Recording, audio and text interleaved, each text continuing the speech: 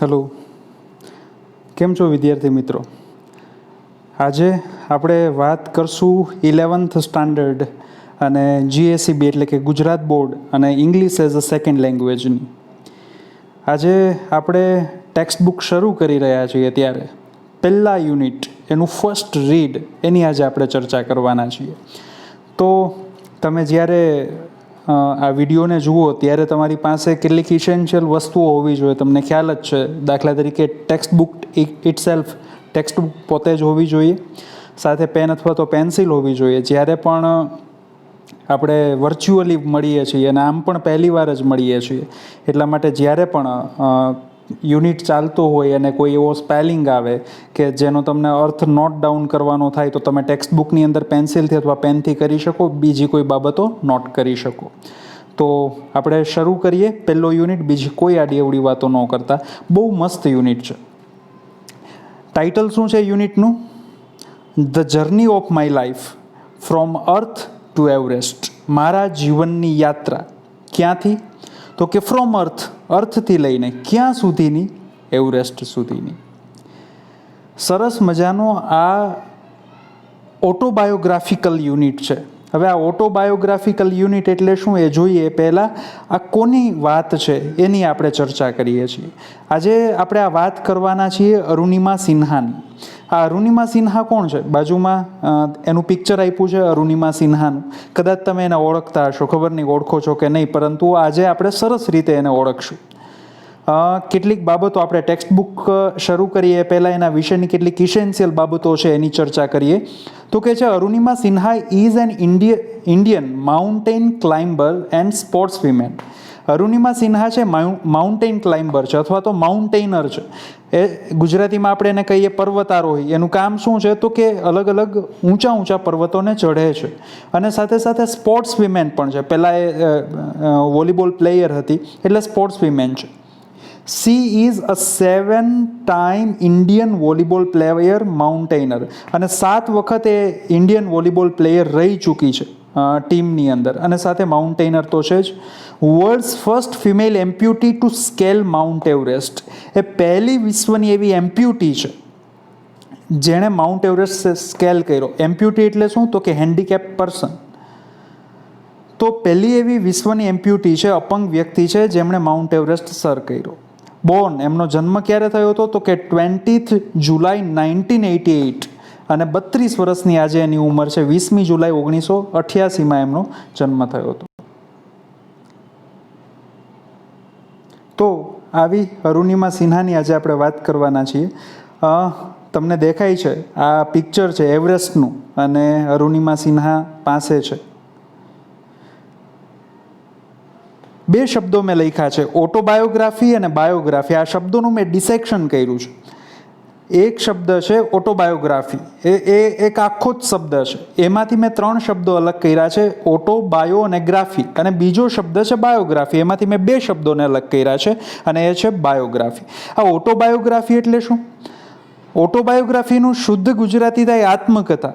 એટલે શું આત્મકથા? એટલે તો કે વ્યક્તિ પોતાના જીવન વિશે પોતે લખે તો that is known as autobiography. દાખલા તરીકે ગાંધીજીએ પોતાના જીવન વિશે લખ્યું, એક્સપેરિમેન્ટ વિથ ટ્રુથ, સત્યના પ્રયોગો. તો એ ગાંધીજીએ પોતાના જીવન વિશે પોતે લખ્યું તો that is known as autobiography. હવે ગાંધીજીના જીવન વિશે બીજી કોઈ વ્યક્તિ લખે, દાખલા તરીકે હું ગાંધીજીના જીવન વિશે લખું અથવા તો તમે ગાંધીજીના જીવન વિશે લખો તો એને કહેવાય બાયોગ્રાફી.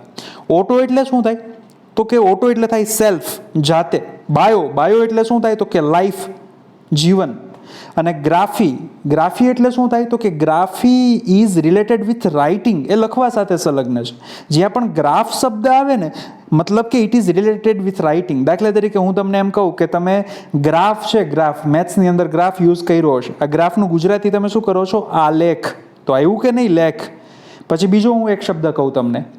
દાખલા તરીકે આપણે એમ કહીએ કે ઓટોગ્રાફ. કોને ઓટોગ્રાફ કહો તો કે બહુ મોટી સેલિબ્રિટી હોય આપણને સિગ્નેચર આપે તો એને ઓટોગ્રાફ કહેવાય. તો સિગ્નેચરમાં એ જાતે લખે છે એટલે ઓટોગ્રાફ કહ્યું. પછી વિડીયોગ્રાફી, બાયોગ્રાફી અથવા તો ફોટોગ્રાફી. તો photography and videography are ultimately a type of writing, એક પ્રકારનું લખાણ જ છે.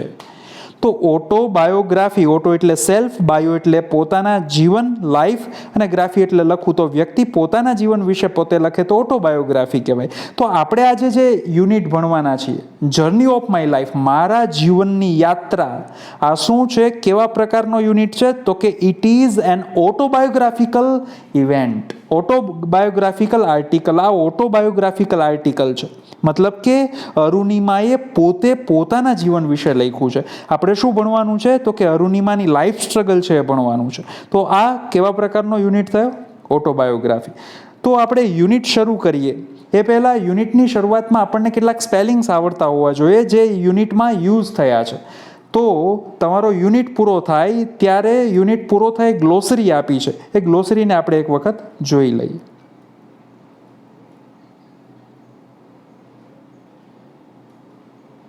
ઓકે, ગ્લોસરીમાં જોઈએ આપણે.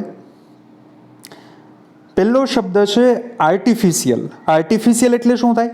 તો કે વિચ ઇઝ નોટ નેચરલ, જે કુદરતી નથી. આર્ટિફિશિયલ એટલે કૃત્રિમ, મેડ બાય હ્યુમન બિંગ, માણસે બનાવેલું છે, એને આર્ટિફિશિયલ કહીએ.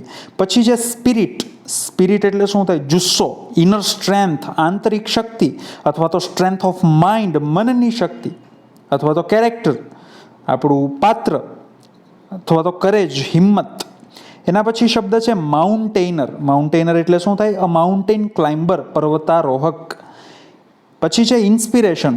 નવો શબ્દ નથી તમારા માટે. સમથિંગ વિચ મોટિવેટ્સ, એવી કંઈક વસ્તુ જે આપણને પ્રેરણા આપે, અથવા તો મોટિવેશન, પ્રેરણા. એના પછી છે ટગ. ટગ એટલે શું થાય? તો કે પુલ વિથ જર્ક. પુલ એટલે ખેંચવું, અને જર્ક એટલે આંચકો. આંચકા સાથે ખેંચવું એને કહેવાય tug. Six sense. Six sense એટલે ઇન્ટ્યુશન. આપણને અંતસ્ફૂર્ણા થાય ને, ઘણીવાર આપણને એવું થાય કે આવું થશે, આપણે કંઈ ફ્યુચર જોયું નથી, પરંતુ આપણને અંદરથી એમ થાય તો આપણે એને ઇન્ટ્યુશન કહીએ, સિક્સ સેન્સ કહીએ. A feeling of getting a hint of what will happen. આપણને હિન્ટ મળે કે શું થવાનું છે, એવું આપણને અંદરથી થાય. આપણો સોલ, આપણો આત્મા એવું કહે કે આવું થશે, તો આપણે એને સિક્સ સેન્સ કહીએ. એના પછી છે ઇન્સ્ટિંક્ટિવલી. ઇન્સ્ટિંક્ટિવલી એટલે ઓટોમેટિકલી, તાત્કાલિક રીતે, પોતાની જાતે થવું, અથવા તો ઇમ્પલ્સિવલી. પછી છે ઇન્કલિંગ. ઇન્કલિંગ એટલે પણ થાય ઈશારો, હિન્ટ, ક્લ્યુ. એના પછી છે ઇનોફ્લેશ. ઇનોફ્લેશ એટલે within a fraction of a second. સેકન્ડના પણ નાના એવા ભાગમાં, એકદમ આમ ચમકારો ન કહીએ, એને શું કહેવાય? ઇનોફ્લેશ, અથવા તો એટ વન્સ, એક જ ઝાટકામાં. એના પછી છે રેસ્ક્યુ. રેસ્ક્યુ એટલે શું થાય? તો કે સેવ, બચાવવું, સેટ ફ્રી, મુક્ત કરવું. To take one on. To take one on એટલે શું? ટુ ફેસ, સામનો કરવો. એન્કાઉન્ટર એટલે પણ સામનો કરવો. To size up. To size અપનો મતલબ શું થાય? તો કે to look somebody up and down, કોઈ વ્યક્તિને ઉપરથી નીચે સુધી જોવી. ટુ એસેસ, એમનું મૂલ્યાંકન કરવું. પછી છે રેઝિસ્ટ. રેઝિસ્ટ એટલે શું થાય? ટુ ઓપોઝ, વિરોધ કરવો. રિફ્યુઝ ટુ એક્સેપ્ટ, સ્વીકારવાની ના પાડી દેવી કે નહીં એવું નહીં કરીએ, તો એને શું કહેવાય? રેઝિસ્ટ. દાખલા તરીકે હું તમને એક એક્ઝામ્પલ આપું. તમારી ઘડિયાળ છે, વોટરપ્રૂફ છે, તો તમે એને શું કહો છો? It is water resistant. તો શું કરે છે? પાણીને આવતું અટકાવે છે. એના પછી છે અ મેડ ફ્રેન્ઝી. અ મેડ ફ્રેન્ઝી એટલે શું થાય? એક્સ્ટ્રીમ એંગર, ખૂબ જ ગુસ્સો હોય એને. એના પછી છે ઓફ બેલેન્સ. ઓફ બેલેન્સ એટલે શું થયું? Losing balance. ઘણીવાર આપણે બેલેન્સ ગુમાવી દઈએ તો ઓફ બેલેન્સ કહ્યું. એના પછી છે પિંગ પોંગ. પિંગ પોંગ એટલે શું થાય? To bounce back and forth from one place to another. એક જગ્યાએથી બીજી જગ્યાએ ઉછળવું. દાખલા તરીકે તમે બોલ છે, બોલ, આ બોલને દિવાલ ઉપર અથડાવો અને એની સામે પણ બીજી દિવાલ હોય તો બોલ થોડી વાર આમ જશે, પછી આમ જશે, પછી આમ જશે, પછી આમ જશે, તો આને શું કહ્યું? તો કે પિંગ પોંગ. એના પછી છે ગ્રેવિટેશનલ ફોર્સ. ગુજરાતીમાં કહીએ તો ગુરુત્વાકર્ષણ બળ. ફોર્સ કોઝિંગ સિંકિંગ ઓર ફોલિંગ ટુવર્ડ્સ અર્થ. એવું બળ જે કોઈ પણ બાબત છે એને પૃથ્વી તરફ ખેંચે, સિંક કરે. એના પછી છે ટુ ગેલ્વેનાઇઝ. આ ગેલ્વેનાઇઝ એટલે શું થાય? ટુ ફાયર અપ, અથવા તો ટુ ઓર્ગેનાઇઝ, એકઠું કરવું. એના પછી છે એમ્પ્યુટી. આપણે પહેલા જ શબ્દ જોયો, એમ્પ્યુટી. મેં તમને કહ્યું તો પર્સન હુઝ લિમ્બ. લિમ્બ એટલે અંગ. Has been removed. કોઈ એવી વ્યક્તિ જેમનો કોઈ અંગ કાઢી નાખવામાં આવ્યું હોય, જેને આપણે કહીએ હેન્ડીકેપ, અથવા તો ગુજરાતીમાં અપંગ કહીએ. To take a shot. To take a shot એટલે શું થાય? To make an attempt to do something. કંઈક કરવા માટે આપણે પ્રયત્ન કરવો. એના પછી છે સ્કાય રોકેટ. સ્કાય રોકેટ એટલે શું? ટુ ઇન્ક્રીઝ વેરી ફાસ્ટ, ખૂબ જ ફાસ્ટ રીતે વધવું. એના પછી છે એમ્બ્રેસ. એમ્બ્રેસ એટલે ટુ હગ, ભેટવું. કડલ એટલે પણ ભેટવું અથવા તો હોલ્ડ ક્લોઝ, કોઈને નજીક પકડી રાખવું. ટીઆરપી. ટીઆરપી એ શોર્ટ ફોર્મ છે. આ ટીઆરપી શબ્દ તમે ટીવી જુઓ છો એટલે તમારા માટે નવો ન હોવો જોઈએ. તમે જોયું હશે કે ભાઈ આ શોના ટીઆરપી ખૂબ ઊંચા છે. દાખલા તરીકે તારક મહેતાના ટીઆરપી ખૂબ ઊંચા છે. તો આ ટીઆરપી એટલે શું? તો કે ટેલિવિઝન રેટિંગ પોઈન્ટ. દર અઠવાડિયે અથવા તો દર મહિને નક્કી કરવામાં આવે કે ભાઈ આ સિરિયલ છે પહેલા નંબરે છે, આ સિરિયલ છે બીજા નંબરે છે, અથવા તો આ ચેનલ પહેલા નંબરે છે, આ ચેનલ સૌથી વધારે જોવાય છે, આ ચેનલમાં આ શો સૌથી વધારે જોવાય છે. તો આપણે શું કહીએ? એના ટીઆરપી ખૂબ ઊંચા હશે હો. તો આ ટીઆરપી એટલે ટેલિવિઝન રેટિંગ પોઈન્ટ, જેને આધારે નક્કી થાય કે કયો શો જે તે સમયે વધારે જોવાય છે. અથવા તો અ મેઝર ફોર પોપ્યુલારિટી. મેઝર એટલે માપન, પોપ્યુલારિટીનું માપન. એના પછી છેલ્લો શબ્દ છે કોન્સીડ. કોન્સીડ એટલે સરેન્ડર. સરેન્ડર કરી દેવું, તાબે થઈ જવું. ઓકે, હવે આપણે વાત કરીએ યુનિટની.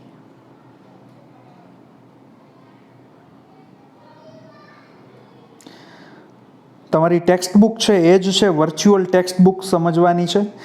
ઉપર ફોટોગ્રાફ છે અરુણિમા સિન્હાનો છે. ચલો જોઈએ. Read first.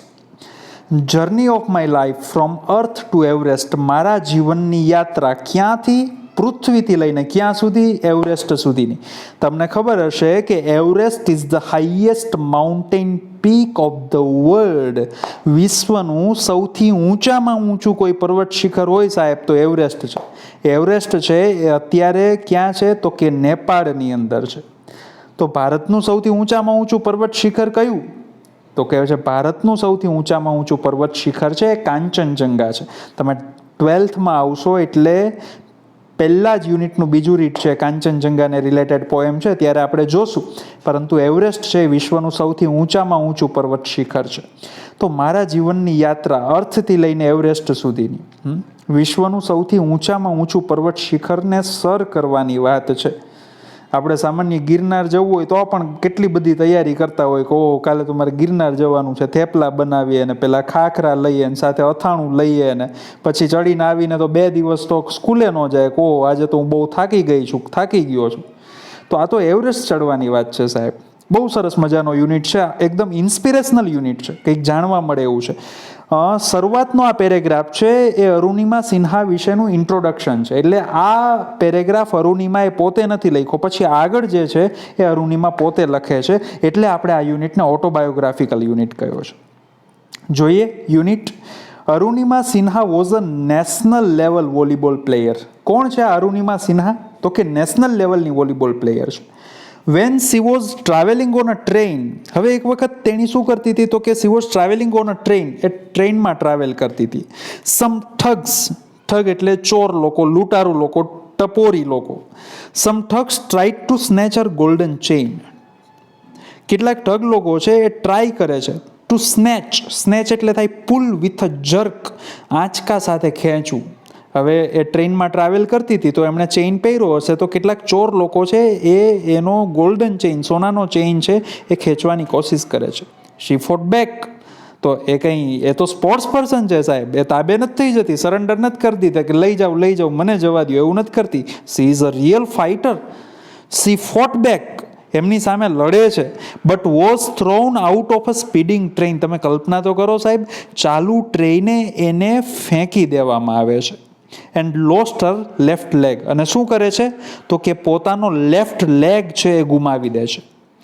This happened when she was 24. અને આવું થાય છે, આજે 32 વર્ષની છે, 1988માં બોર્ન છે એમનો. અને જ્યારે આ થયું ત્યારે માત્ર 24 વર્ષની હતી.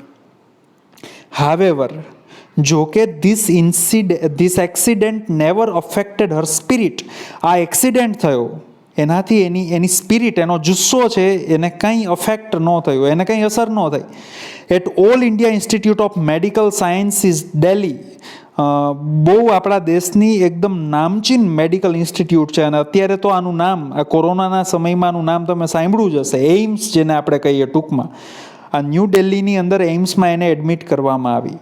N artificial leg was fitted, અને ત્યાં એમનો એક પગ જ જતો રહ્યો. વિચાર કરો, એક પગ આખો કપાઈ ગયો, ત્યાં એક એમને ખોટો પગ છે ફિટ કરવામાં આવ્યો, artificial leg. A year later, અને એના 1 વર્ષ પછી, she was retrained as mountaineer, એમણે ટ્રેનિંગ લીધી એક માઉન્ટેનર તરીકે, પર્વતારોહી તરીકે, and became the first female with an artificial leg to scale Mount Everest, અને પહેલી એવી મહિલા બની કે જેમનો ખોટો અંગ હોય, એવી મહિલા કે જેમનું આખું શરીર છે ઈશ્વરે દીધેલું નથી, એમાં કંઈક આર્ટિફિશિયલ છે, અને છતાંય સાહેબ એમણે માઉન્ટ એવરેસ્ટ સર કર્યો. ધીસ ઇઝ હર અનફર્ગોટેબલ સ્ટોરી, અને આ એની અવિસ્મરણીય વાર્તા છે. કેની વાર્તા છે? સ્ટોરી ઓફ હોપ, આશાની વાર્તા છે, કરેજ, હિંમતની વાર્તા છે, ઇન્સ્પિરેશન અને પ્રેરણાની વાર્તા છે. Let's read 4 scenes of her life. ચાલો આપણે એના જીવનના 4 સીન વાંચીએ, નરેટેડ ઇન હર ઓન વર્ડ્સ, એમના પોતાના જ શબ્દોમાં લખાયેલા. ઓકે, તો આ પહેલો ઇન્ટ્રોડક્ટરી પેરેગ્રાફ હતો. આ પેરેગ્રાફમાં આપણને એટલી ખબર પડે છે કે અરુણિમા સિન્હા છે વોલીબોલ પ્લેયર હતી, અને એક વખત એક્સિડન્ટ થયો, અને એક્સિડન્ટ થયો એટલે કે એમની સાથે એક હાદસો થયો, અને કેટલાક લૂંટારૂ ચોર લોકો એને સ્પીડિંગ ટ્રેન, ચાલુ ટ્રેનમાંથી ફેંકી દીધી. એમનો એક લેફ્ટ લેગ જતો રહ્યો, અને છતાંય એમને માઉન્ટ એવરેસ્ટ સર કર્યો. આ સ્ટોરી છે એમના જીવનની, આશાની, કરેજ, હિંમતની. અને હવે 4 સીન આપણે એના જીવનમાંથી લેવાના છે. આ 4ય સીન એમણે પોતે લખ્યા છે. પહેલો સીન તમારું યુનિટમાંથી જ આ લીધેલું છે, ટેક્સ્ટ બુક જ છે. હવે વાત કરે છે પહેલેથી. ક્યારથી વાત કરે છે? જ્યારે એ ટ્રેનમાં છે ત્યારથી. આઈ હેડ સ્ટાર્ટેડ ડોઝિંગ, એમ કે છે મને આમ આછી ઊંઘ આવતી હતી. ઘણીવાર ક્લાસમાં આપણે ન ઊંઘી જતા હોઈએ, ઝોલા ખાતા હોઈએ, આમ ગાઢ ઊંઘ ન હોય, પણ સાહેબ જોવે તો ખબર પડી જાય, એટલે અચાનક જાગી જઈએ. તો આઈ હેડ સ્ટાર્ટેડ ડોઝિંગ, એવા હું ઝોલા ખાતી હતી. માય આઈઝ વેર ક્લોઝડ, મારી આંખો બંધ હતી. But my mind was awake, પણ મારું મન છે ને એ જાગૃત હતું. I remember someone saying that Bareilly would come after some time. Bareilly છે સ્ટેશનનું નામ છે, જગ્યા છે. મને યાદ છે કે કોઈએ કહ્યું કે આ બરેલી છે એ થોડાક સમય પછી આવશે. એટલે હું 100% ઊંઘમાં નહોતી, ગાઢ ઊંઘમાં નહોતી, પરંતુ આમ જોકું મને આવ્યું હતું. I was in deep thought, હું એક ઊંડા વિચારમાં હતી. When I felt a hand, જ્યારે મેં મહેસૂસ કર્યું, અનુભવ્યું, tugging at my golden chain. મારી આંખો બંધ હતી, પરંતુ મારું મન છે અર્ધજાગ્રત અવસ્થામાં. તો એટલે મેં જોયું કે કોઈએ મારો ચેઇન, સોનાનો ચેન અડ્યો હોય ને એવું મને લાગ્યું. A girl's six sense is always her best companion એટલે સાથી. કોઈ છોકરી હોય અને એની સિક્સ સેન્સ હોય ને, એટલે કે એની ઇન્ટ્યુશન, એની પ્રેરણા હંમેશા એની બેસ્ટ કમ્પેનિયન, એની બેસ્ટ સાથીદાર હોય. એટલે એને એમ થયું કે આ કંઈક થયું છે, કોઈએ મારો સ્પર્શ કર્યો છે. આઈ ઇન્સ્ટિંક્ટિવલી ઓપન માય આઈઝ, મેં અચાનક જ ઇન અ ફ્લેશ, એક જ ઝાટકે મેં મારી આંખો ખોલી. એન્ડ સો, અને જોયું, 4 or 5 young men around me, 4 કે 5 યુવાનો છે એ મારી પાસે હતા, આસપાસ હતા. ધેર ડ્રંકન લુક્સ, દારૂ પીધેલો હતો એમણે. એમનો દેખાવ જોઈને મને લાગ્યું કે આમણે આલ્કોહોલ લીધેલો છે, આ હોશમાં નથી. એન્ડ બિહેવિયર, અને એનું વર્તન, gave me N inkling of their intention. Inkling એટલે હિન્ટ, ઇશારો કર્યો. ઓફ ધેર ઇન્ટેન્શન એટલે ઈરાદો. એ લોકોનો દેખાવ જોઈને, એ લોકોનું વર્તન જોઈને મને એના ઈરાદાની હિન્ટ મળી ગઈ કે આ લોકોનો ઈરાદો મને ઠીક નથી લાગતો. I stood up in a flash, એક જ સેકન્ડમાં, એક જ ઝાટકે ઊભી થઈ.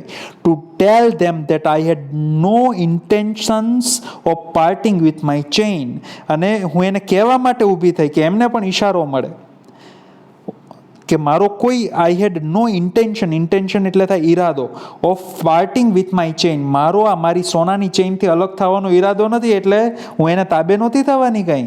એ મારા ચેઇન ઉપર હાથ મૂકશે ને ચેઇન ખેંચી લેશે ને હું એને એક જ ઝાટકે આપી દઈશ કે ભાઈ લઈ જાઓ, 2 હાથ જોડીને મને જવા દો. એવી કંઈ આ છોકરી નહોતી. She is a real fighter. So they came together at me, એટલે શું થયું? મેં વિરોધ કર્યો એટલે બધા સાથે મળીને આવ્યા, 4 કે 5 લોકો. ઇવન ધો ધ કમ્પાર્ટમેન્ટ વોઝ ફૂલ. હવે સાહેબ આ જગ્યા છે કંઈ સુમસામ જગ્યા નથી, ચાલુ ટ્રેન છે ભારતની અંદર. અને કમ્પાર્ટમેન્ટ એટલે ડબ્બો, ટ્રેનનો ડબ્બો છે આખો ભરેલો હતો. None of my fellow passenger એટલે સાથી મુસાફરો got up even to inquire what was happening. સાહેબ તમે કરુણા તો જુઓ કે એમાંથી એનો કોઈ પણ સાથીદાર આવ્યો નહીં કે શું થઈ રહ્યું છે પૂછવા માટે પણ, even to inquire what was happening કે ભાઈ તને કોણ આ લોકો ડરાવે છે, ધમકાવે છે, મદદ તો જવા દો, પૂછવા માટે પણ કોઈ ન આવ્યું. Forgot about their coming to my rescue એટલે બચાવવું, ભૂલી જ જાઓ, એ મને બચાવવા માટે આવે તો ભૂલી જ જાઓ. I had no option but to take them on, મારી પાસે કોઈ ઓપ્શન નહોતો એની સાથે લડવા સિવાય, એનો વિરોધ કરવા સિવાય મારી પાસે કંઈ ઓપ્શન હતો જ નહીં, કારણ કે મારે તો મારી ચેઇન કંઈ આપી નહોતી દેવી. I stood up in a flash, ક્યાં હતા, સોરી હા, સો they came together at me, ત્યાં પણ આપણે જોઈ લીધું ને, હા અહીંયા હતા. I had no option but to take them on, બીજા પેરેગ્રાફની બીજી લીટીમાં આપણે છીએ. I had no option to take them on એટલે મારો એની સાથે લડવાનો કોઈ ઈરાદો નહોતો. સો આઈ કોટ અ યુથ એટલે એમાંથી એક યુવાનને મેં પકડ્યો. Who was trying to size me up, જે મને આમ જોતો હતો, ઉપરથી નીચે સુધી જોતો હતો, એને મેં કોલરથી પકડ્યો, by his collar and pushed him back, અને એને ધક્કો માર્યો. આ છે સાચી હિરોઈન, રિયલ લાઈફની હિરોઈન છે, આમ ધક્કો મારી દે છે. આઈ કિક્ડ અ કપલ ઓફ અધર્સ, બીજા 2-3 જણાને કપલ ઓફ અધર્સ એટલે કે બે બીજા આવા ચોર લફંગાઓને મેં લાત મારી દે છે. An exceptional battle has began, એક આવી અદ્વિતીય લડાઈ છે, બેટલ એટલે લડાઈ, એ શરૂ થઈ ગઈ. Inside the train on move, ચાલુ ટ્રેન, વિચાર કરો, આમ તમે ફિલ્મ જોતા હોય એવું લાગે કે એક છોકરી છે અને 4-5 મવાલી લોકો આવે છે અને એને હેરાન કરે છે, એનો ચેઇન ખેંચવાની કોશિશ કરે છે, પણ આ પણ સામે ફાઇટ આપે છે. ધ વુલ્સ એટલે વરુ, એટલે કે આ વરુ જેવા જ હતા. The wolves made another attempt two snatch my golden chain, એટલે હવે પેલા લોકોએ બીજો પ્રયત્ન કર્યો કે આ તો ફાઇટર છે, પણ એ પણ પેલા લોકોએ બીજો પ્રયત્ન કર્યો. સ્ટીલ આઈ રેઝિસ્ટેડ એટલે અટકાવવું, બીજી વાર પણ મેં અટકાવ્યા.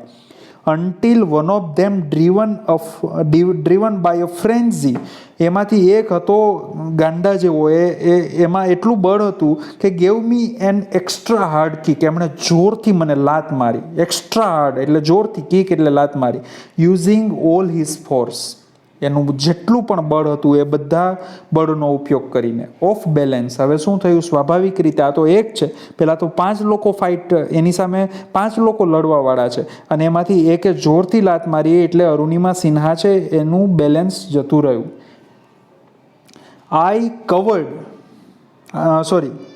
આઈ could not cover in time એટલે ફરીવાર હું સમયસર ઊભી ન થઈ શકી. I literally flew out of the train, હવે વિચાર કરો કે ટ્રેનમાંથી આપણે કેમ આમ કૂદીને લિટરલી ઉડીને ગઈ. Still holding my mobile phone, પણ એના હાથમાં હજુ એ મોબાઈલ ફોન હતો. I was mid air when I flew right into another train moving on the next track. તમે કલ્પના તો કરો, આ હવે એની જે ટ્રેન ચાલતી હતી એની બાજુમાં જ બીજી એક ટ્રેન પસાર થઈ, અને થોડોક ટાઈમ તો પહેલાં એ લાત મારી એટલે ટ્રેનના દરવાજામાંથી એ ઉડી અને ગઈ, અને થોડીક સેકન્ડ તો હવામાં એ રહી. Right into another train moving on the next track, હવે બીજી ટ્રેન છે એની બાજુમાં જ પસાર થઈ રહી હતી, એટલે સ્વાભાવિક રીતે ટ્રેનમાંથી ઉછળી અને બીજી ટ્રેન સાથે અથડાઈ. My body hit the moving steel, આ મૂવિંગ સ્ટીલ એટલે બીજી ચાલતી ટ્રેન છે ત્યાં મારું શરીર અથડાયું. And rebounded to my train, અને પછી હવે મેં તમને પેલા બોલનું એક્ઝામ્પલ આપ્યું હતું કે બોલ છે, એક બોલ, 2 નજીકમાં દિવાલ હોય, એ બોલને જોરથી મારો એટલે એ બોલ છે સામેની દિવાલે જાય, પછી પાછું જ આ બાજુની દિવાલે જાય. એવું થયું અરુણિમા સિન્હાનું આખું શરીર છે એ ચાલુ ટ્રેનમાંથી ફેંકાયું અને બાજુમાં ટ્રેન જતી હતી એ ટ્રેનમાં અથડાયું, પાછી પોતાની ટ્રેનમાં, પાછી બીજી ટ્રેનમાં. તમે આ કલ્પના તો કરો, ધીસ પિંગપોંગ, આ પિંગપોંગ છે, must have continued for several second, કેટલીક સેકન્ડ સુધી તો આ કન્ટિન્યુ રહ્યું. બિફોર ગ્રેવિટેશનલ ફોર્સ એટલે ગુરુત્વાકર્ષણ બળ, પુલ્ડ મી ડાઉન, અને જ્યારે જ્યાં સુધી ગુરુત્વાકર્ષણ બળે મને નીચે ન ખેંચી જમીનમાં, ત્યાં સુધી આ પિંગ પોંગ છે એ શરૂ રહ્યું. ડિસ્પાઇટ માય ઇફોર્ટ્સ, મારા પ્રયત્નો છતાં પણ, my left leg fell on the track. તમે આની કલ્પના તો કરો, એનો લેફ્ટ લેગ છે એ ટ્રેનના ટ્રેક ઉપર પડે છે અને અવાજ આવે છે ઘટાચ. That was sound by my leg getting chopped. મારો પગ કપાવાનો અવાજ એ સાંભળે છે, એ પોતે સાંભળે છે. There was no one to hear my intense scream. Intense એટલે એકદમ તીવ્ર, અને સ્ક્રીમ એટલે ચીસ. આજુબાજુમાં કોઈ નહોતું સાહેબ. ટ્રેનના પાટા ઉપર સુમસામ હોય, કોણ હોય? અને ટ્રેનમાં હતા એ લોકોએ મદદ ન કરી તો હવેની તો વાત જ જવા દો તમે. મારી આ તીવ્ર ચીસ, મારો પગ કપાઈ ગયો અને મારી જે તીવ્ર ચીસ નીકળી એ સાંભળનારું પણ કોઈ નહોતું. આઈ લે motionless for a while. Motionless એટલે કે હલનચલન કર્યા વગર. થોડો ટાઈમ સુધી તો હું એમનેમ પડી રહી, મોશનલેસ, હલનચલન કર્યા વગર. Watching the red tail light of the train until it dimmed and faded into darkness. તમે ટ્રેન પૂરી થાય ને એટલે પાછળ એક લાઇટ હોય, એને ટેલ લાઇટ કહેવાય, કારણ કે ટ્રેનની પાછળ હોય. એટલે આ ટ્રેનની લાલ લાઇટ છે જ્યાં સુધી ડીમ ન થઈ અને જ્યાં સુધી ફેડ એટલે ઝાંખી ન થઈ અને અંધકારમાં જ્યાં સુધી એકદમ ભળી ન ગઈ ત્યાં સુધી હું એને જોઈ રાખી. ધેન આઈ ફેઇન્ટેડ. અને એ લાલ લાઇટ હું જોઉં છું કે ધીમે ધીમે એ અંધારામાં જાય છે અને પછી હું ફેઇન્ટ એટલે સી બીકેમ અનકોન્શિયસ, એ પછી બેભાન થઈ. સીન 2, બીજું દ્રશ્ય. I was admitted to AIIMS Delhi. મને તરત જ એઇમ્સ દિલ્હીની અંદર એડમિટ કરવામાં આવી. On intervention of PM. Scene 2માં શું કહે છે? I was admitted to AIIMS Delhi. AIIMS દિલ્હીની અંદર મને એડમિટ કરવામાં આવી. એઇમ્સ એટલે all India institute of medical sciences, દિલ્હીની અંદર. નીચેના બંને પિક્ચર જુઓ છો એ સાચા પિક્ચર છે. એમને તરત જ જે મેડિકલ ટ્રીટમેન્ટ મળી એના પિક્ચર્સ છે, અને એઇમ્સમાં લઈ જવામાં આવી એના પિક્ચર્સ છે. ઓકે, ક્યાં હતા આપણે? સીન 2માં. તો શું કહે છે? On intervention of PM. એ ટાઈમે જે પ્રાઇમ મિનિસ્ટર હતા, પ્રધાનમંત્રી, એમણે હસ્તક્ષેપ કર્યો અને એણે મારી હેલ્થની કાળજી રાખી એટલે મને એઇમ્સ દિલ્હીની અંદર એડમિટ કરવામાં આવી. ધ યુનિયન ગવર્મેન્ટ એટલે કેન્દ્ર સરકાર would bear the entire cost of my treatment. મારી આખી ટ્રીટમેન્ટ હતી, કારણ કે ખર્ચાળ ટ્રીટમેન્ટ હતી, પ્રાઇવેટમાં કરવી તો બહુ અઘરી હતી. એટલે કેન્દ્ર સરકાર છે એ આખી મારી ટ્રીટમેન્ટનો ખર્ચો છે એ વહન કરવાની હતી. Soon AIIMS began issuing daily medical bulletin on my status. અને તરત જ એઇમ્સ છે એમણે મારા સ્ટેટસ ઉપર એટલે મારી સ્થિતિ ઉપર મેડિકલ બુલેટિન છે એને ઇસ્યુ કરવાનું શરૂ કર્યું. હવે આ શબ્દ તમારા માટે નવો છે. આ મેડિકલ બુલેટિન એટલે શું થાય? દાખલા તરીકે કોઈ બહુ ફેમસ વ્યક્તિ છે, એમને કોઈ રોગ થાય, દાખલા તરીકે હમણાં તમે ન્યૂઝપેપરમાં વાંચ્યું હશે કે અમિતાભ બચ્ચન સાહેબ છે, એમને કોરોના થયો. તો હવે બધાને એની ફિકર હોય, બધાને એની ચિંતા હોય. તો શું કરે? તો કે જે હોસ્પિટલ હોય એ હોસ્પિટલ 24 કલાકની અંદર એક વખત મેડિકલ બુલેટિન ઇસ્યુ કરે અને કહે કે આ વ્યક્તિ જેને એડમિટ કરવામાં આવી છે, આ ક્રિકેટર છે કે આ પોલિટિશિયન છે કે આ ફિલ્મ સ્ટાર છે, એના એટલા બધા ચાહકો છે, એટલે એ બધાને જાણ મળે એટલા માટે હોસ્પિટલ છે એ મેડિકલ બુલેટિન છે ઇસ્યુ કરે કે આમની તબિયત હવે આવી છે. એટલે જે તે ટાઈમે જ્યારે અરુણિમા સિન્હા છે એ હોસ્પિટલમાં એડમિટ કરવામાં આવી તો કેટલા બધા લોકો એમના સપોર્ટ માટે આવ્યા. એટલે લોકોને બહુ ફિકર હતી, ચિંતા હતી. એટલે એઇમ્સે દરરોજ મેડિકલ બુલેટિન ઇસ્યુ કરવાનું શરૂ કર્યું કે આજે અરુણિમાને આ ટ્રીટમેન્ટ આપવામાં આવી, એમની તબિયત હવે આવી છે, વગેરે વગેરે. આને કહેવાય medical bulletin. I was told that young people. મને એવું કહેવામાં આવ્યું કે યુવાન લોકો છે, ઓટો ડ્રાઈવર્સ છે, road side vendor. Road side vendor એટલે શું થાય? રોડ ઉપર નાની મોટી ચીજ વસ્તુઓ વેચતા ફેરિયાઓ છે. Where carrying out candle march to galvanize એટલે ટુ ઓર્ગેનાઇઝ, એકઠો કરવો. Support for me and to pray for my recovery. પછી મને એવું કહેવામાં આવ્યું, હું તો હોસ્પિટલમાં હતી, મને તો ખ્યાલ નહોતો કે શું પરિસ્થિતિ છે બહાર.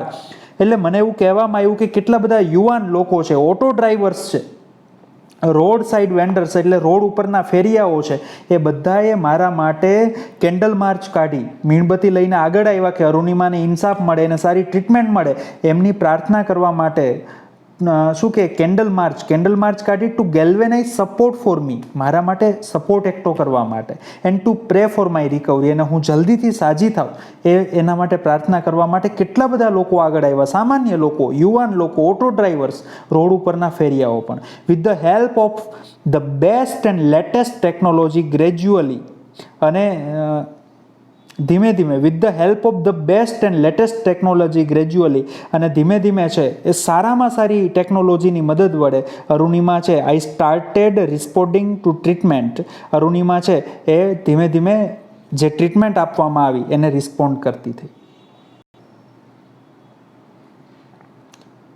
ઓકે, આગળ જોઈએ. અરુણિમા સિન્હા છે એમના આર્ટિફિશિયલ લેગ સાથે. હવે શું થાય છે તો કે વન મોર્નિંગ, એક સવારે, માય બ્રધર ઇન લોના કેટલા બધા અર્થ થાય, કારણ કે ઇંગ્લિશની અંદર રિલેશનશિપ્સ માટેના નામ છે ખૂબ ઓછા છે, એટલે અહીંયા એમણે સ્પષ્ટ કર્યું છે માય સિસ્ટર લક્ષ્મીસ હસબન્ડ, એટલે એમના જીજાજી, એમની બહેન છે લક્ષ્મી, એમના હસબન્ડ, એમના પતિ જીજાજી. એટલે એક સવારે એવું થયું કે એના બ્રધર ઇન લો, એના જીજાજીએ સાહિબ સડનલી આસ્ક્ડ મી, સાહિબ એમનું નામ છે, એમણે અચાનક પૂછ્યું કે એવરેસ્ટ ચડોગી, કે તું Everest ચડીશ. He had just read an interesting piece of information in the newspaper. એમણે, એમના જીજાજીએ ન્યૂઝપેપરની અંદર એક બહુ રસપ્રદ સમાચાર વાંચ્યા હતા. શું સમાચાર હતા તો કે નો ફિમેલ એમ્પ્યુટી હેડ એવર સ્કેલ્ડ એવરેસ્ટ, કે કોઈ જ અત્યાર સુધીમાં કોઈ મહિલા એમ્પ્યુટીએ, મહિલા અપંગ વ્યક્તિએ કોઈએ માઉન્ટ એવરેસ્ટ ચડ્યો જ નથી. આઈ વોઝન્ટ એમ્યુઝડ, મને કંઈ આમાં આનંદ ન થયો. તો શું કહે છે અરુણિમા સિન્હા, કહે છે કે I have lost a leg and you are talking of Mount Everest, કે મેં એક આખો પગ ગુમાવી દીધો છે ને તમે માઉન્ટ એવરેસ્ટની વાત કરો છો. I started talking to my self, પછી મેં મારી જાત સાથે વાત કરવાની શરૂ કરી. અરુણિમા કહે છે if I could take a shot at Everest and succeed, કે જો હું એવરેસ્ટ ચડવા માટે ટ્રાય કરું અને એમાં સફળ થાવ, I would become the first female amputee to hold that record, તો હું પહેલી એવી મહિલા બની જાઉં કે જેમના નામે એ રેકોર્ડ હોય. I thought about it for some time, થોડો ટાઈમ મેં એના વિશે વિચાર્યું, and then I conveyed to Sahib my willingness, પછી મેં જે સાહિબ એમના જીજાજી છે એને એની વિલિંગનેસ એટલે ઈચ્છા શક્તિ દર્શાવી કે નહીં મારે ચડવો છે, to take up the challenge, અને એણે નક્કી કર્યું કે સારું હું ચેલેન્જ લઈશ. ઠીક હે હમ કરેંગે, આઈ સેડ. અને અરુણિમા કહે છે કે સારું હું કરીશ, આપણે કરશું. I now had something to look forward to, હવે મારી પાસે આગળ વધવા માટે કંઈક હતું. અ મિશન, એક મિશન કહી લો, અ ગોલ, એક ગોલ કહી લો, અ રીઝન ટુ ડ્રીમ, એક શું કહેવાય, એક કારણ મળ્યું સ્વપ્ન જોવાનું, કે અત્યાર સુધી તો એને લાગતું હતું કે મારો એક પગ જતો રહ્યો, હું વોલીબોલ રમતી, હવે હું શું કરીશ, પરંતુ હવે એક ગોલ મળ્યો, એને જીવવા માટેનું એક સ્વપ્ન મળ્યું. It was not going to be easy, અને એ કંઈ સહેલું નથી. તમે એવરેસ્ટ ચડવું એટલે કેટલું કઠિન છે, કેટલાય લોકોએ એવરેસ્ટ ચડવામાં પોતાનો જીવ ગુમાવ્યો છે. But throughout my life nothing had come easy, પર અરુણિમા કહે છે કે મારા આખા જીવનમાં કંઈ સહેલું તો રહ્યું જ નથી, આ અઘરું છે તો બીજું પણ અઘરું જ રહ્યું છે. આઈ felt like I was Born again, હવે મને એવું લાગ્યું, અરુણિમા કહે છે કે મારો પુનઃજન્મ થયો, કારણ કે મારી અંદર એક નવો ઉત્સાહ આવ્યો કે નહીં હવે હું એવરેસ્ટ ચડીશ. Then I started waiting for my artificial limb to arrive, હવે હું રાહ જોવા માંડી. એક મારો પગ તો જતો રહ્યો, પણ એક આર્ટિફિશિયલ લિમ્બ એટલે અંગ, આર્ટિફિશિયલ એટલે કૃત્રિમ, એક કૃત્રિમ અંગ એટલે કે એનો પગ આવવાનો હતો, કૃત્રિમ, આર્ટિફિશિયલ, એની હું રાહ જોવા લાગી. વેન ઇટ ફાઇનલી અરાઇવ્ડ, અને જ્યારે એક કૃત્રિમ પગ છે, આર્ટિફિશિયલ લેગ ફિટ કરવામાં આવ્યો, આઈ વોઝ ઓવરજોયડ, મને ખૂબ આનંદ થયો. The artificial leg felt almost like my real leg, મારો સાચો પગ હોય ને એવો જ આર્ટિફિશિયલ લેગ લાગતો હતો. I could hardly feel the difference, ભાગ્યે જ મને એના ભેદ ખબર પડતી કે આ સાચો છે અને આર્ટિફિશિયલ છે. I had started falling in love with this stranger એટલે અજાણ્યો વ્યક્તિ એટલે કે આ એનો ખોટો પગ. અરુણિમા કહે છે કે આ મારા ખોટા પગના આર્ટિફિશિયલ લેગ, આ સ્ટ્રેન્જરના પ્રેમમાં હું પડી હોય એવું મને લાગ્યું. whom I was wedded for life, આખું જીવન, કારણ કે હું એને પરણી હતી, કારણ કે હવે એ ખોટા પગ સાથે જ એને રહેવાનું હતું. I had set my eyes on a mountain, અને હવે મેં મારી આંખો છે એ માઉન્ટેન ઉપર સ્થિર કરી. મારી આંખો માઉન્ટેન ઉપર સ્થિર કરી એટલે હવે મારો ગોલ એક જ હતો, માઉન્ટ એવરેસ્ટ સર કરવું. I needed to prepare myself with this help of the stranger. હવે મારે આ અજાણા વ્યક્તિની મદદથી મારી જાતને પ્રિપેર કરવાની હતી. ઓકે, આ એનો આર્ટિફિશિયલ લેગ છે જે તમે પિક્ચરમાં જોવો છો. એ સીન 3, ત્રીજું દ્રશ્ય.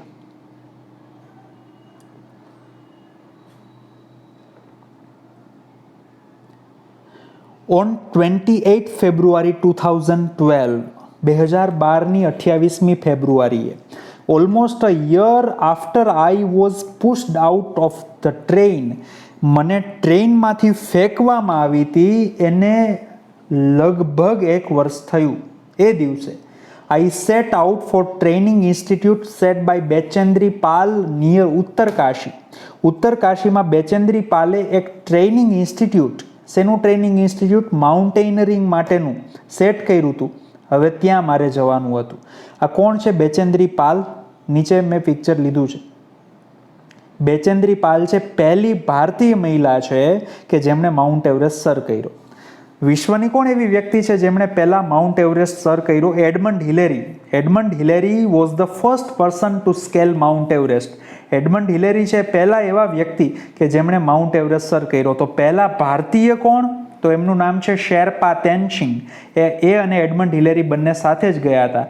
તો પહેલા ભારતીય જેમણે માઉન્ટ એવરેસ્ટ સર કર્યો એનું નામ છે શેરપા તેનસિંગ. પહેલી મહિલા જેનો તમે ફોટો અત્યારે સ્ક્રીન ઉપર જોવો છો એનું નામ છે બેચેન્દ્રી પાલ. અને પહેલી એવી એમ્પ્યુટી કે જેમણે માઉન્ટ એવરેસ્ટ સર કર્યો જેનું નામ છે અરુણિમા સિન્હા. જોઈએ તો હવે 1 વર્ષ થયું હતું, મને ટ્રેનમાંથી ફેંકવામાં આવી અને હવે મારે ઉત્તરકાશી જવાનું હતું. ઉત્તરકાશી શેના માટે? તો કે બેચેન્દ્રી પાલનું ત્યાં ઇન્સ્ટિટ્યૂટ છે. હવે કંઈ માઉન્ટેનર એ હતી તો નહીં, તો આ ટ્રેનિંગ લેવાની હતી. મેં તમને કીધું કે આપણે એમ નક્કી કરીએ કે ભાઈ આવતીકાલે મારે એવરેસ્ટ ચડવા જવું છે અને આજે આપણે અહીંથી જુનાગઢમાંથી નીકળીએ અને એવરેસ્ટ ચડી શકીએ એવું તો નથી. એવું ગિરનારમાં થઈ શકે કે એવરેસ્ટમાં તો ન થાય. એવરેસ્ટ ચડવા માટે કેટલી બધી પ્રિપેરેશન કરવી પડે, એક આખી ટીમ આપણી સાથે હોય, કેટલા દિવસની તો આપણે ટ્રેનિંગ લેવી પડે. હવે શું થયું તો કે I called up Bachendri Pal to tell her that we had reached Uttarkashi. પેરેગ્રાફની બીજી લીટીમાં આપણે છીએ. એટલે મેં ફોન કર્યો બેચેન્દ્રી પાલને કે ભાઈ અમે ઉત્તરકાશી પહોંચી ગયા છીએ. She was surprised how quickly I had reached. એને આશ્ચર્ય થયું કે આટલી જલ્દી આવી ગઈ. આટલી જલ્દી આવી ગઈ એટલે બહુ વહેલી આવી ગઈ. એનો મતલબ એમ થયો કે હજી હમણાં તો તારું એક્સિડન્ટ થયું અને એટલી વારમાં રિકવર થઈને આવી પણ ગઈ. After this my confidence skyrocketed. અને આવું કહ્યું ને પછી તો મારો કોન્ફિડન્સ છે એકદમ ઊંચો ગયો. Bachendri Pal always pumped fresh confidence in me. અને બેચેન્દ્રી પાલ છે હંમેશા ને મારી અંદર એકદમ ફ્રેશ કોન્ફિડન્સ ભરતા, મને મોટિવેટ કરતા. શું કહેતા? Arunima you are far better than others. એ કહેતા. કોણ કહેતા? બેચેન્દ્રી પાલ. કે અરુણિમા તું બીજા કરતાં તો બહુ સારી છો. These people seem to be suffering from a handicap not you. હકીકતમાં આ લોકો છે હેન્ડીકેપથી પીડાય છે, આ લોકો અપંગતાથી પીડાય છે, મનથી અપંગ છે, નોટ યુ, તું નહીં. આઈ એમ પ્રાઉડ ઓફ યુ, મને તારા ઉપર ગર્વ છે. બટ બિફોર એવરેસ્ટ એક્સપેન્ડિશન, પરંતુ તું એવરેસ્ટ સર કરે એ પહેલાં you will have to prove your self. તારે તારી જાતને પ્રૂવ કરવી પડે. હવે એવરેસ્ટ છે વિશ્વનું સૌથી ઊંચું શિખર છે સાહેબ. મેં વાત કરી તમને કે આપણે નક્કી કરીએ કે આજે એવરેસ્ટ ચડવા જવું છે અને કાલે જતા રહીએ એવું ન થાય. આપણી સાથે આખી ટીમ હોય, આપણા ટ્રેનર હોય જે આપણને ટ્રેન કરે કેટલા દિવસ માટે, એક ડૉક્ટર હોય, હવામાન જોઈને નક્કી થાય કે તમારે ક્યારે ચડવા જવાનું છે, કેટલા દિવસની ટ્રેનિંગ લેવી પડે. તો બહુ મુશ્કેલ કામ છે. એટલે પહેલાં તો એમ કે છે કે તારે એવરેસ્ટ ચડવા પહેલાં તો તારે તારી જાતને સાબિત કરવી પડે. If you climb 21,798 feet high Chamser Kangri mountain in Ladakh. લદ્દાખની અંદર એક પર્વત આવેલો છે. એ પર્વતનું નામ છે ચમસર કાંગડી. કેટલો છે? 21,798 ફીટ ઊંચો છે. એ તું ચડી શકે તો you will be on your way to Everest. તો તું એવરેસ્ટ ચડી શકે. કયો? પહેલાં તો એને ટ્રેનિંગ લઈને પર્વત ચડવો પડે. ચમસર કાંગડી લદ્દાખની અંદર આવ્યો છે. આઈ સક્સેસફુલી કમ્પ્લીટેડ ધેટ એક્સપાન્ડિશન.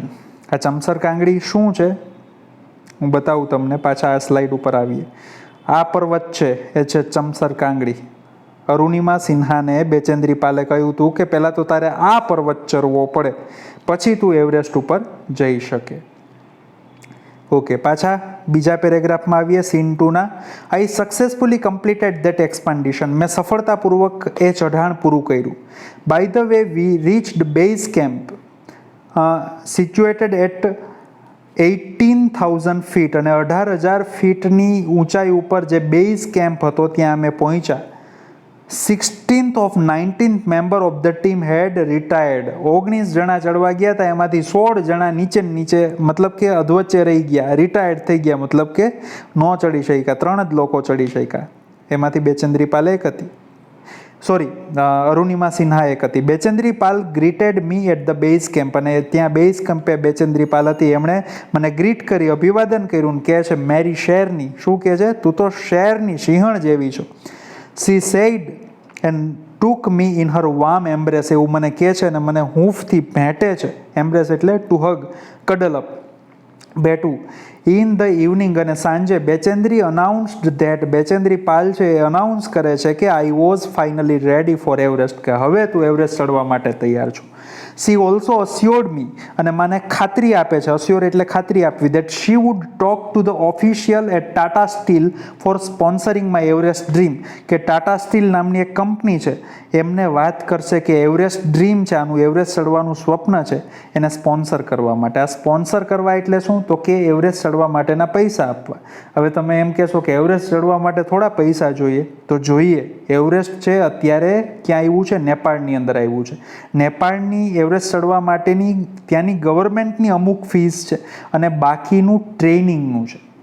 તમારી સાથે એક શેરપા હોય, મેડિકલની આખી ટીમ હોય, કેટલા બધા લોકો, એક વ્યક્તિ એવરેસ્ટ ચડે ને તો કેટલા લોકોની ટીમ કામ કરતી હોય. તો હવે એટલા બધા પૈસા તો કંઈ હતા નહીં. તો બેચેન્દ્રી પાલે સામેથી કહ્યું કે આટલા બધા પૈસા જોશે તો હું ટાટા સ્ટીલના ઓફિસર્સને વાત કરીશ કે તારું સ્વપ્ન પૂરું કરવા તને સ્પોન્સર કરે, તમને પૈસા આપે. હવે તમે એમ કહેશો કેટલા પૈસા જોઈએ? આ એક સ્લાઇડ છે. આ સ્લાઇડ છે તમારા યુનિટમાં નથી, મેં માત્ર એમ લીધી છે ઇન્ટરનેટ ઉપરથી કે કેટલા પૈસા જોઈએ. હું આખું નથી વાંચતો. નેપાળી ગાઈડ સર્વિસ, તમે નેપાળી ગાઈડની સર્વિસ લો ને, તમારી સાથે નેપાળી ગાઈડ હોય ને તો કેટલા જોઈએ? $38,000, $38,000 રૂપિયા. નેપાળથી ચડો તો તમે કહેશો 38,000 એટલે શું? 38,000 રૂપીઝ નથી, $38,000 છે. આજની તારીખે તમે $38,000ને $38,000 છે, એને રૂપીઝમાં કન્વર્ટ કરો એટલે કેટલા થાય? 28 લાખ રૂપીઝ, 28 લાખ રૂપિયાની આસપાસ થાય. ક્યારે? જો તમારો ગાઈડ છે નેપાળી ગાઈડ હોય ને તો. હવે તમે એમ કહો કે મારે નેપાળી ગાઈડ નહીં, મારે ફોરેનના ગાઈડ જોઈએ, તો કેટલા રૂપિયા થાય? રૂપીઝ નહીં, ડોલર થાય. $66,000. $66,000 એટલે કેટલા રૂપિયા થાય? 48 થી 50 લાખ રૂપિયાની વચ્ચે થાય. આટલા રૂપિયા જોઈએ એવરેસ્ટ ચડવા માટે. એમને મફત ન ચડાય. આપણે ગિરનાર ચડવા જાય એમ થેપલા ને ખાખરા ને અથાણું ને લઈને જઈએ, કાકડી ને ડુંગળી ને કાલો ચડતા આવીએ અને બપોરે ત્યાં નાસ્તો કરીને વહી આવશું ગિરનારની તળેટીમાં. એવું નથી. ઓકે, હા. તો હવે આ એવરેસ્ટ છે તમારી સામે. યુનિટને ઇન્ટરેસ્ટિંગ બનાવવા માટે મેં કેટલાક પિક્ચર્સ લીધા છે, સાચા ચિત્રો છે એવરેસ્ટના. તો આ છે એ એવરેસ્ટનો બેઝ કેમ્પ છે. પછી ત્યાંથી અહીંયા જવાનું. આ 19,000 ફીટની ઊંચાઈ છે, અને અહીંયા છે કે એવરેસ્ટ માઉન્ટેન આવ્યો ભાઈ. અહીંયા છે. કેટલી એની મીટરમાં હાઈટ જુઓ, 8,850 મીટર છે, 8,850 મીટર છે. અને ફીટની અંદર કેટલું છે? 29,035, 29,035 ફીટ છે ઊંચું. બરોબર. અહીંથી જવાનું છે અને અહીંયા ચડવાનું છે. આ બીજો માઉન્ટેન છે. આ એવરેસ્ટનું બીજું ચિત્ર છે. ઓકે, અને આ એવરેસ્ટનો રસ્તો છે. તો બહુ કપરું છે. સાચું પિક્ચર છે. એવરેસ્ટ ચડવા માટે તમે વિચાર કરો,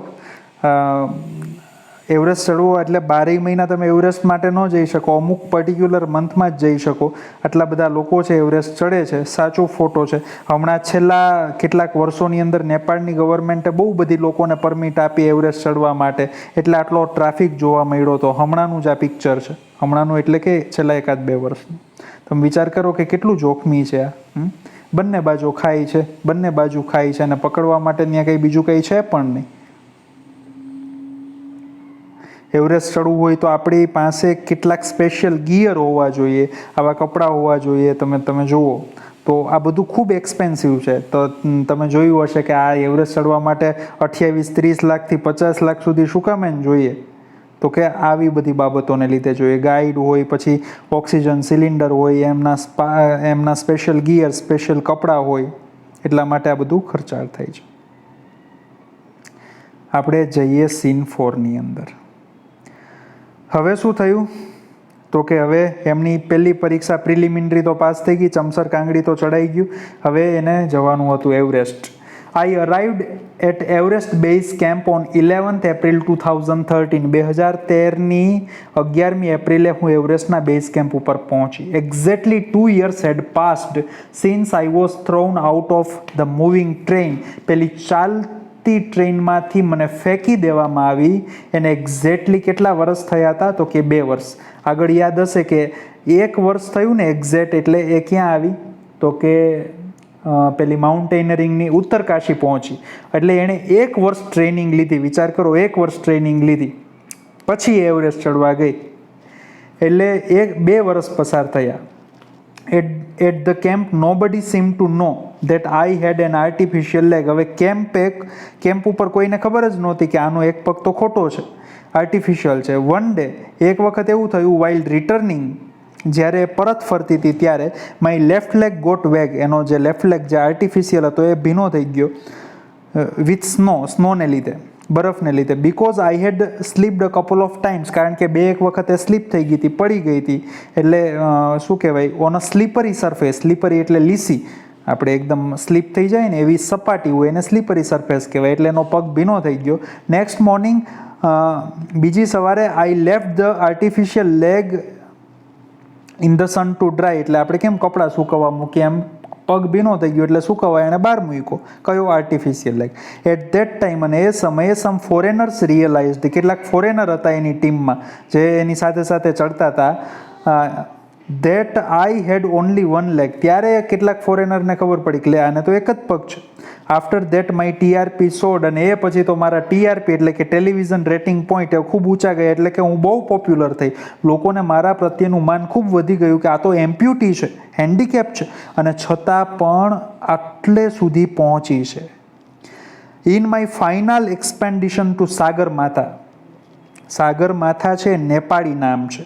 એવરેસ્ટનું નેપાળી નામ કયું છે? સાગરમાથા. એવરેસ્ટ છે એ નામથી આખું વિશ્વ એને ઓળખે છે. તો હવે સાગરમાથાનું ફાઇનલ એક્સપાન્ડિશન એટલે આખરી ચઢાણ હતું. હેડ ઓફ ધ સી એટલે શું? Sagarmatha. The local name of the peak of Everest. Peak એટલે પર્વતની ટોચ. એવરેસ્ટનું લોકલ નેમ સાગરમાથા. તો આ એવરેસ્ટના આખરી ચઢાણમાં Nima Kancha was my mountain guide. એમના માઉન્ટેન ગાઈડ કોણ હતા? એનું નામ હતું નીમા કાંચા. એ જે ત્યાં પ્રોપર લોકલ નેપાળી છે, જે એમની સાથે સાથે હોય. આપણે જોયું ને કે નેપાળી ગાઈડ હોય તો આટલા $, જોઈએ, રૂપીઝમાં કન્વર્ટ કરો તો 28 લાખ રૂપિયા જેવું થાય. તો એમના લોકલ ગાઈડ હતા, એમની સાથે હતા. He was nice and helpful Nepali man. એકદમ બહુ સારો અને ભલો અને એકદમ મદદરૂપ થાય એવો નેપાળી માણસ હતો. Who used to scold me at times. જે ઘણી વખત, સ્કોલ્ડ એટલે ખીજાવું, ઠપકો આપવો, ઘણી વખત મને ઠપકો આપતો. ક્યારે? When upset. જ્યારે હું અપસેટ હોઉં, મને એમ લાગે કે હું શું કરીશ, ત્યારે મને બિચારો ખીજાતો પણ ખરો. The last track to peak Everest began. અને ચડતા ચડતા સૌથી આમ એકદમ માઉન્ટ એવરેસ્ટને બહુ કરીબ આવી ગયા, નજીક આવી ગયા, અને છેલ્લું ટ્રેકિંગ શરૂ થયું. It was very dangerous narrow path. અને ભયંકર રીતે, એકદમ ભયંકર, એકદમ સાંકડો રસ્તો. I slipped and fell once. એક વખત તો હું લપસી અને પડી પણ ખરી. Even my oxygen was running out. મારો ઓક્સિજન છે ખતમ થઈ રહ્યો હતો. I was struggling with my paining leg. હવે એક પગ તો ખોટો જ હતો, હું સંઘર્ષ કરતી હતી. માય શેરપા, એનો શેરપા એટલે કોણ? એનો ગાઈડ. શું નામ હતું? Nima Kancha. My Sherpa said I must quit. મારા શેરપાએ કહ્યું કે ભાઈ તારે ક્વિટ કરી દેવું જોઈએ, મતલબ કે છોડી દેવું જોઈએ. જો તારે જીવતું રહેવું હોય ને તો અહીંથી પાછી વળી જાય, આપણે એવરેસ્ટ સુધી નથી પહોંચવું. But I knew that there was no going back. પરંતુ મને ખબર હતી કે પાછા વળવાનું તો આવશે જ નહીં. ગમે એમ કરીને હું ચડીશ. I pushed forward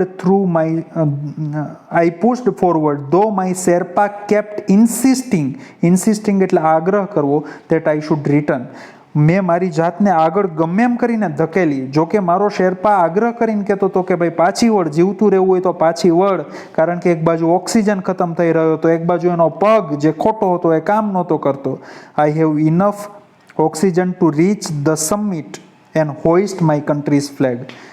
પણ અરુણિમા શું કહે છે?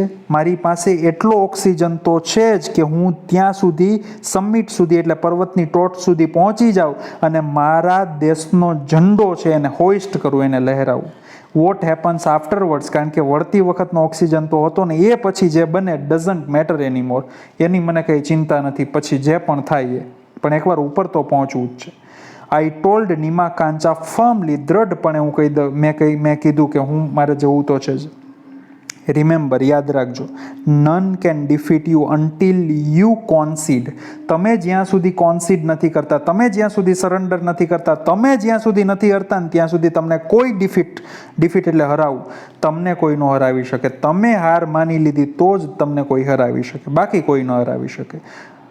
યસ, હા, ઓકેઝનલ ફેલ્યોર્સ વિલ ટેસ્ટ યુ, કે પ્રસંગોપાત, ઓકેઝનલ ફેલ્યોર એટલે કે પ્રસંગોપાત મળતી નિષ્ફળતા છે એ તમારી પરીક્ષા લે. બટ કીપ ટ્રાઇંગ, પરંતુ પ્રયત્ન કરી રાખો. Some doors of opportunity will certainly open, પણ સમ ડોર્સ ઓફ ઓપોર્ચ્યુનિટી એટલે તકના કેટલાક દરવાજા છે તો ખુલ્લા રહેશે જ. Then I could see him following me, અને પછી તો એ પણ મારી પાછળ આવ્યો. પછી મેં જોયું કે એ મારી પાછળ આવ્યો. કોણ? તો કે એનો guide Nima Kancha. Even I continue to drag myself up to the top. હવે તો એ ચાલી પણ નહોતી શકતી. શું કરતી હતી? ડ્રેગિંગ કરતી હતી. ડ્રેગિંગ કોને કહેવાય? તો કે ઢસડીને ચાલવું. તમે માઉસ હોય, માઉસને ક્લિક કરીને આમ ઢસડો ને, એને ડ્રેગિંગ કહેવાય. તો એ પોતાની જાતને ઢસડીને ચાલતી હતી, એક પગને ઉપાડીને ચાલતી હતી. The drag continued till it finally happen. જ્યાં સુધી એ ચડી નહીં ને ત્યાં સુધી આવું ડ્રેગિંગ ચાલુ જ રહ્યું. તમે આ જુઓ, આ લેડર્સ છે. લેડર્સ એટલે નિસરણી. માઉન્ટ એવરેસ્ટ એટલે આવું પણ ખરું, અમુક જગ્યાએ તમારે નિસરણીથી ચડવું પડે. નીચે તો ઊંડી ખીણ હોય અને અહીંથી લઈપસા એટલે ગયા સમજવું. આ સાચું પિક્ચર છે, અરુણિમાનું નથી, બીજા માઉન્ટેનર્સનું છે, પણ સાચું છે. એવરેસ્ટ એટલે ભયંકર જાન લેવા માઉન્ટેન છે. કેટલાય લોકોનો આ પર્વતે જીવ લીધો છે. Okay, the top is 20 by 20 ice table, અને પર્વતની ટોચ છે 20 by 20નું આઈસનું ટેબલ. જાણે કે બહુ મોટી ટોચ નથી. I saw several flags of various countries fluttering એટલે લહેરાવું પ્રાઉડલી. મેં જોયું કે કેટલાક દેશના ધ્વજ છે પ્રાઉડલી લહેરાય છે. I had lived this moment so many times in my mind. આ ક્ષણ, પર્વત એવરેસ્ટ ઉપર પહોંચવાની આ ક્ષણ મેં મારા મનમાં કેટલી વાર, હજારો વાર જીવી લીધી હતી. that I did not have to be told that finally I had arrived. મને કોઈને કહેવાની જરૂર ન લાગી કે અંતે હું પહોંચી ગઈ, કારણ કે મેં કેટલી વાર મનમાં તો આ જીવી લીધું હતું. At 10:55 AM, સવારે 10:55 on 21st May 2013, 2013ની 21મી મેએ 10:55 I was on the top of the world. વિશ્વની ટોચ ઉપર હું હતી. I felt like dancing, crying, laughing at the same time. એક જ સમયે મને નાચવાનું મન થતું હતું, રડવાનું મન થતું હતું, હસવાનું મન થતું હતું. My mind was kaleidoscope of emotions. મારું મન છે એ લાગણીઓનું કેલિડોસ્કોપ બની ગયું, એટલે કે એક અલગ અલગ પ્રકારની કેટલી બધી લાગણી એક સમયે આવી. Everyone has a reason to be alive. દરેક લોકો પાસે જીવતા રહેવાનું કોઈક ને કોઈક કારણ હોય છે. મે બી ધીસ વોઝ માઇન. કદાચ આ મારું જીવતા રહેવાનું કારણ હતું. I held my flag and raised both my hands high up to register my country's record. મેં મારા દેશનો ઝંડો છે એ બંને હાથમાં પકડી રાખ્યો અને બંને હાથ ઊંચા કર્યા મારા દેશનો રેકોર્ડ નોંધાવવા માટે. આ સાચું પિક્ચર છે. સાચું પિક્ચર છે. આ પણ સાચું પિક્ચર છે. બંને આમ તો સાચા છે. આ ટોચનું પિક્ચર છે જે તમે અત્યારે જોઈ રહ્યા છો એ. અને આ ટાટા સ્ટીલનું છે, કારણ કે ટાટા સ્ટીલ શું કામ એને છે? કારણ કે એમણે એને સ્પોન્સર કરી હતી. વિચાર કરો કે એ ટાઈમે એની પરિસ્થિતિ, એનું દુઃખ તમે જુઓ અને એની ખુશી જુઓ તમે. ઓકે, આ તો આપણે જોઈ લીધું છે. સારું, તો અહીંયા આપણો આ યુનિટ પૂરો થાય છે, પહેલો યુનિટ અરુણિમા સિન્હા વિશેનો. તમને કંઈ ડાઉટ લાગે તો આ વિડીયો ફરીથી જોજો. ફરી આપણે મળશું પહેલા યુનિટના બીજા રીત સાથે. મને આશા છે કે તમે આ યુનિટને શાંતિથી શીખા હશો અને તમને વ્યવસ્થિત સમજાયું હશે. Thank you.